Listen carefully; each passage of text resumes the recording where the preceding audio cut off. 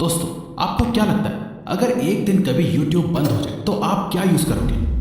16 अक्टूबर 2018 को कुछ ऐसा ही हुआ था जब रात के करीब 8-9 बजे YouTube कुछ घंटों के लिए डाउन हो गया था और लोग YouTube यूज नहीं कर पा रहे थे। लेकिन क्या आपको आइडिया है कि अधिकतर लोगों ने YouTube का ऑल्टरनेटिव कैसे चुना और वो सीधा किस वेबसाइट पर चले गए? वो वेबसाइट थी पॉर्नहब। जी हाँ दोस्तों, जब YouTube डाउन हुआ उसके तुरंत बाद इस पॉर्न वेबसाइट पे ट्रैफिक अचानक 21% तक बढ़ गया और जब YouTube वापस आया तो ये ट्रैफिक अपने आप नॉर्मल हो गया। एक समय था जब लोग अपनी मर्जी से ये डिसाइड करते थे कि आज मैं सेक्सुअल कंटेंट देखूंगा, लेकिन पिछले कुछ सालों में ये कंट्रोल भी बड़ी बड़ी companies, businessman and social media giants ने आपसे छीन लिया है। अब ये लोग डिसाइड करते हैं कि आप कब क्या देखोगे, क्योंकि इसके पीछे इनका एक बहुत बड़ा ट्रेंड है जिसमें ये हर पल लाखों लोगों को फंसा रहे हैं और ये चाहते हैं कि आप भी बाकियों की तरह भीड़ का हिस्सा बन के रहो। अपने गोल्स और लाइफ पर्पस को भुलाकर बस इनके प्लेटफॉर्म्स पर अपना टाइम, अटेंशन और लाइफ स्पेंड करते रहो, क्योंकि आज खुद को सेक्सुअली स्टिमुलेटेड फील कराने के लिए आपको इनकॉग्निटो ब्राउजर को ओपन करने की जरूरत नहीं है, बल्कि आपको सिर्फ अपना फेसबुक ओपन करना है, इंस्टाग्राम पर रील्स देखनी है, ट्विटर पे कुछ अकाउंट्स को फॉलो करना है, स्नैपचैट, यूट्यूब, रेडिट को कुछ देर यूज करना है, या इवन आप टीवी देखो, आसपास के एड्स देखो या घर से बाहर निकलो। हर जगह आपको इतना ज्यादा सेक्सुअली ट्रिगरिंग कंटेंट दिखाया जाएगा कि आप अपने आप सेक्सुअली अराउज हो जाओगे। सोशल मीडिया अब आपको सिर्फ लाइफ से डिस्ट्रैक्ट नहीं कर रहा, बल्कि आपको और आपकी लाइफ को धीरे धीरे बर्बाद कर रहा है। पर अचानक ऐसा कैसे हो गया है? सभी सोशल मीडिया प्लेटफॉर्म एक सॉफ्ट पॉर्न साइट्स क्यों बन के रह गए? और आखिर क्यों आप जहां भी नजर मारो हर थोड़ी देर में आपको कुछ ना कुछ सेक्सुअली ट्रिगरिंग चीजें दिखती हैं? The master minds versus your mind. सबसे पहली बात, कुछ भी अचानक से नहीं हुआ, ये कोई एक्सीडेंट नहीं है, बल्कि ये इस दुनिया के सबसे ब्रिलियंट माइंड्स की प्लानिंग है जो आपको इस मैट्रिक्स में ट्रैप करके रखना चाहते हैं। वो चाहते हैं कि आप इससे बाहर ना निकल पाओ। ऐसा नहीं है कि ट्विटर को पता नहीं है कि उसका 13% हिस्सा पोर्नोग्राफिक मटेरियल से भरा पड़ा है। इंस्टाग्राम और फेसबुक भी ये जानता है कि उनके प्लेटफॉर्म पे कितनी हाफ न्यूडिटी है, पर फिर भी वो इसके बारे में कुछ नहीं करते। मगर ऐसा क्यों है? इसके पीछे जवाब बहुत सीधा है। ये सभी सोशल मीडिया कंपनीज चाहती हैं कि आप उनके प्लेटफॉर्म का ज्यादा से ज्यादा यूज करो ताकि वो ज्यादा से ज्यादा पैसा कमा पाए। आपका अटेंशन ही उनके लिए उनका प्रॉफिट है, जिसके लिए वो आपको ऐसा कंटेंट दिखाते हैं जिसमें आप इंटरेस्टेड या हुक्ड रहो और आप ज्यादा से ज्यादा टाइम उनके ऐप पर स्पेंड करो, क्योंकि अब वो ये बात समझ चुके हैं कि इस दुनिया के हर इंसान का, चाहे मेल हो या फीमेल, ओल्ड हो या टीन, सभी का इंटरेस्ट सेक्स है, जिससे इंसान कभी बोर नहीं होने वाला। और इस बात का प्रूफ भी आप खुद हो। ये डेटा ही देख लो, जिसके अकॉर्डिंग इंस्टाग्राम पे एक पर्सन की बॉडी जितना ज्यादा एक्सपोज होगी, यानी दिखेगी, उतने ही ज्यादा लाइक्स आएंगे, चाहे नीश कोई भी हो, सेलिब्रिटीज, फैशन, फिटनेस या ट्रैवल। जिसकी बॉडी ज्यादा दिखेगी उसे उतना ही पसंद करा जाएगा। यही रीजन है कोई अपने खाने की फोटो डाले तो उसे इतना पसंद नहीं करा जाता। इस पैटर्न को नोट करते हुए सभी सोशल मीडिया कंपनीज ज्यादा से ज्यादा ऐसा कंटेंट पुश करती हैं जिसमें बॉडी का एक्सपोजर हो, हाफ न्यूडिटी हो, जिसे सेक्सुअलाइज करा जा सके। हम सभी अक्सर ये बात भूल जाते हैं कि ये सारी companies at the end businesses हैं जिनका अल्टीमेट गोल है कुछ ना कुछ बेच के पैसा कमाना। आपने नेटफ्लिक्स की डॉक्यूमेंट्री सोशल डिलेमा देखी होगी, अगर नहीं देखी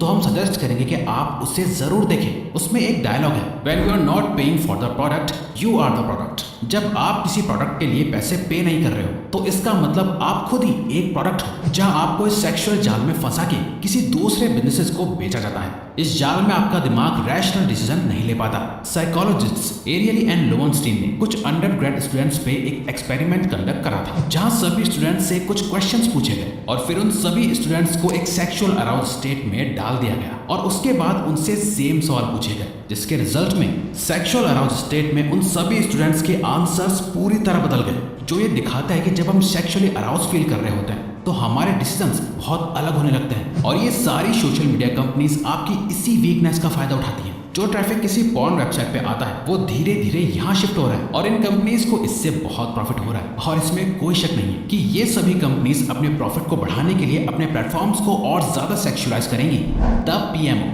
सोशल मीडिया पे आप जो देखते हो वो है सॉफ्ट पॉर्न, जो लीड करता है आपको एक्चुअल में पॉर्न देखने के लिए और फिर पॉर्न लीड करता है आपको मैस्टरबेट करने के लिए ताकि आप ऑर्गेज्म अचीव कर सको। इस पूरे प्रोसेस को पीएमओ कहा जाता है, यानी पॉर्न, मैस्टरबेशन, ऑर्गेज्म। अब पॉर्न देखने के तो वैसे बहुत नुकसान है। इससे आपकी रिलेशनशिप्स खराब होती हैं, आपकी सेक्स ड्राइव लो होती है, डिप्रेशन, एंग्जाइटी, ये सभी पॉर्न और मैस्टरबेशन के साइड इफेक्ट्स हैं। पर रिवायर्स, मैस्टरबेशन तो हार्मफुल नहीं है, ये तो बिल्कुल नॉर्मल चीज है। ऑलराइट, हम सभी को ये डाउट कभी ना कभी तो आया ही है कि क्या मैस्टरबेशन सही है या गलत। घर में किसी बड़े से तो नहीं पूछ सकते, दोस्तों से पूछो तो पता चलता है कि सभी कर रहे हैं। प्लस इंटरनेट पे जाओ तो हजारों लोग सिर्फ एक ही बात कहते हैं कि मैस्टरबेशन में कोई नुकसान नहीं, it's safe, it's completely normal. और हम मान लेते हैं कि इतने लोग कह रहे हैं तो ठीक ही होगा। अगर इन केस ये इतना ही सही या नॉर्मल है तो इंडिया का फर्टिलिटी रेट लास्ट 10 सालों में 20% कैसे गिर चुका है। मैन अपने 20s में प्री मैच्योर इजैकुलेशन और इरेक्टाइल डिसफंक्शन से गुजर रहे हैं। मेल्स और फीमेल्स दोनों में ही पॉर्न एडिक्शन इतना क्यों बढ़ता जा रहा है। अब आप ये मानो या ना मानो पर ये एक बहुत बड़ी प्रॉब्लम बन चुकी है और लोग शतरमुर्गी की तरह जमीन के अंदर मुंह घुसा के बैठे हुए हैं जो इतनी बड़ी प्रॉब्लम को नहीं देखना चाहते हैं और ना ही इससे बाहर निकल पा रहे हैं। और लोग कह रहे हैं कि मैस्टरबेट करना सेफ है। ये सेफ नहीं है, ना ही ये नॉर्मल है, ना ही नेचुरल। जरा सोच के देखो, आपकी बॉडी के लिए क्या ज्यादा नेचुरल है, सेक्स या फिर मैस्टरबेशन। आपकी बॉडी ऑपोजिट जेंडर के साथ कनेक्ट करने के लिए बनी है या पॉर्न देखते हुए हाथों का यूज करने के लिए। मैस्टरबेट करके आप बेसिकली सेक्स को रेप्लिकेट करने की कोशिश कर रहे हो और आपको लग रहा है कि ये नॉर्मल है।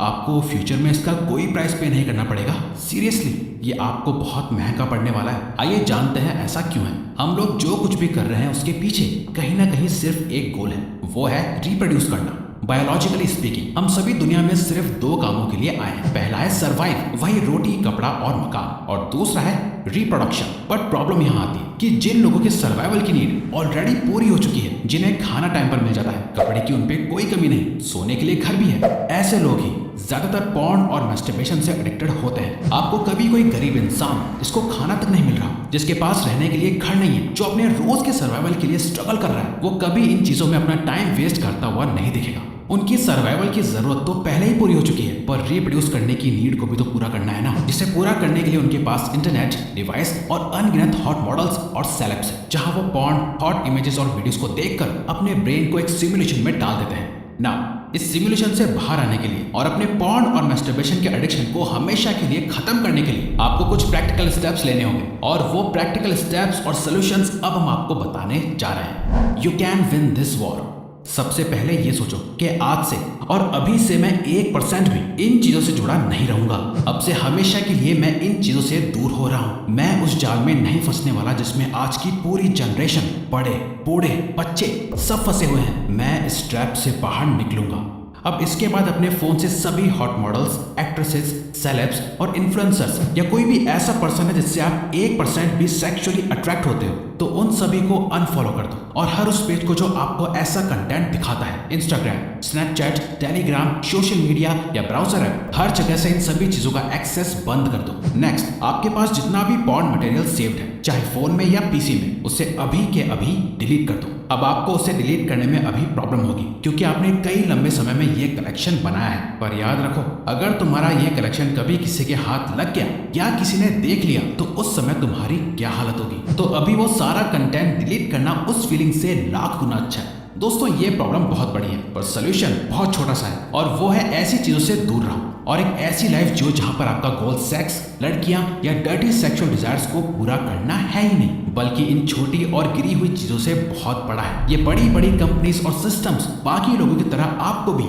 एवरेज और मीडियोकर बनाकर कंट्रोल करना चाहते हैं। आप प्लीज इस स्टेप से बाहर निकलो और सिर्फ वो काम करो जिसके लिए आपने जन्म लिया है। तो अगर आपको ये वीडियो अच्छी लगी तो वीडियो को लाइक और चैनल को सब्सक्राइब करके हमें सपोर्ट करो और बेल नोटिफिकेशन ऑन कर लीजिएगा ताकि आप आने वाली वीडियोस मिस ना कर पाओ। Thank you for watching.